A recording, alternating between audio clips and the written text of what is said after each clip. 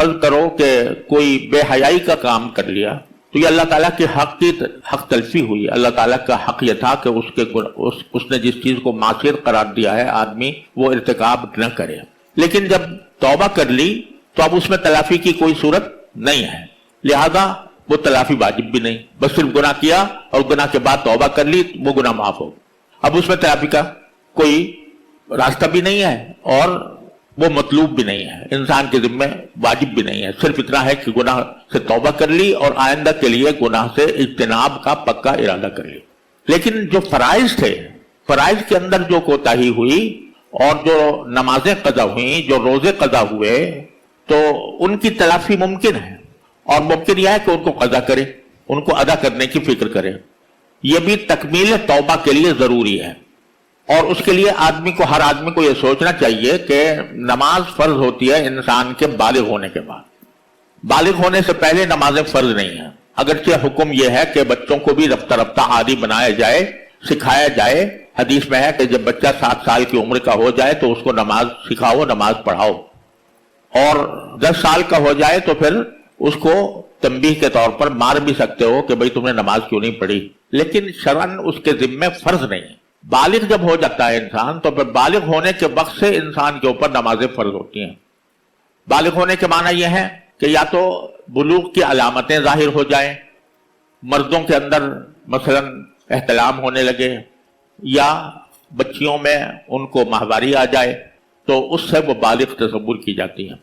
اب یہ اندازہ لگائیں کہ میرے بالغ ہونے سے لے کر اب تک مجھ سے کچھ نمازیں قضا ہوئی ہیں یا نہیں. اگر ہوئی ہیں تو ان کا حساب رکھیں.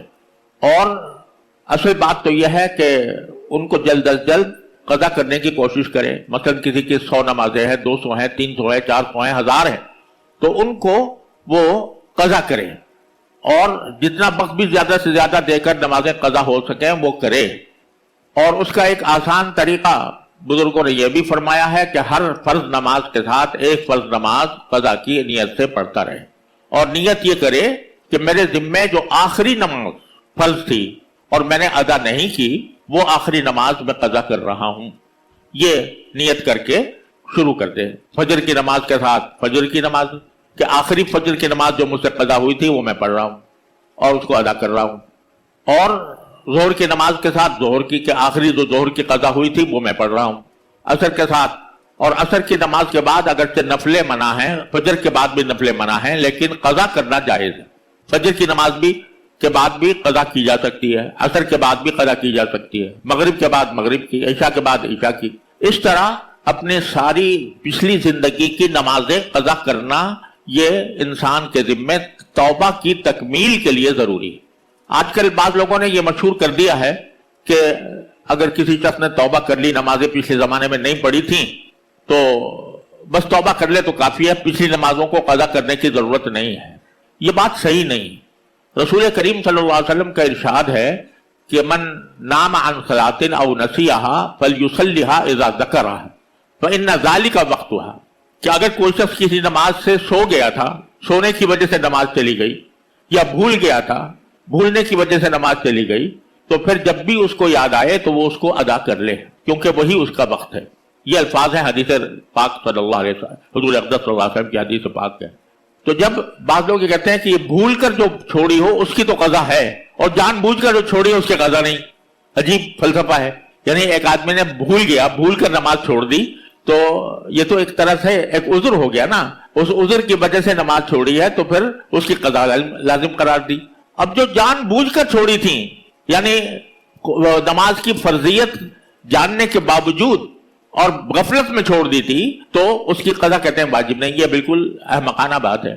اس کی قضا تو اور واجب ہے. اپنی استطاعت کی حد تک ہر روز اپنے نمازوں کے ساتھ ایک نماز پیچھے قضا کرے، اندازہ لگائے کہ کتنی نمازیں میری قضا ہوئی ہیں، کتنے دنوں کی ہوئی ہیں، اس کا حساب اپنے پاس لکھے، اور ساتھ میں یہ وصیت بھی لکھے کہ اگر میں اپنی زندگی میں یہ نمازیں قضا نہ کر سکا تو پھر میرے ترکے سے اس کے فدیے کی رقم ادا کی جائے. یہ وصیت لکھنا بھی ضروری، کیونکہ انسان کا کچھ پتہ نہیں کب موت آ جائے. تو مرنے کے بعد اگر وصیت کم از کم کر دی ہے تو اللہ تعالیٰ کی رحمت سے امید ہے کہ इंशाल्लाह वो माफी हो जाएगी, लेकिन अगर फिक्र ही नहीं की, बस जो हो गया सो हो गया, और उसके बाद फिर कोई तक उसको कज़ा करने की फिक्र नहीं की, तो फिर वो गुनाह से बरी नहीं होगा।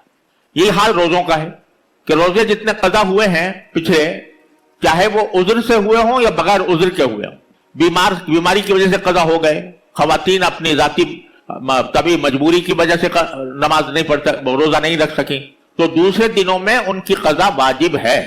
और जो रोजे जिनकी कज़ा नहीं हुई तो उनका हिसाब रखना जरूरी है कि इतने रोजे मेरे जिम्मे वाजिब हैं, मैं अपनी जिंदगी में इनको अदा करूंगा, और जो जो अदा करता जाए उसको अपने पास से काटता जाए, और साथ में वसीयत लिख दे कि अगर मैं अपनी जिंदगी में अदा न कर सका, मेरी इस कॉपी के अंदर या इस कागज के ऊपर मेरे नमाजों का, रोजों का हिसाब लिखा हुआ है, अगर मैं अपनी जिंदगी में कज़ा न कर सका तो जितने बाकी रह गए हैं तो मैं वसीयत करता हूं कि मेरे तरके से वो उनका फिदिया अदा कर दिया जाए। यह भी तकमील तौबा की जरूरी है।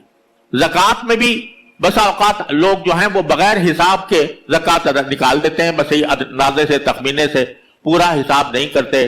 तो अगर ज़कात में कमी रह गई है तो उसका भी लिखना जरूरी है। हज फर्ज हुआ है मगर अदा नहीं कर सका तो उसका लिखना भी जरूरी है।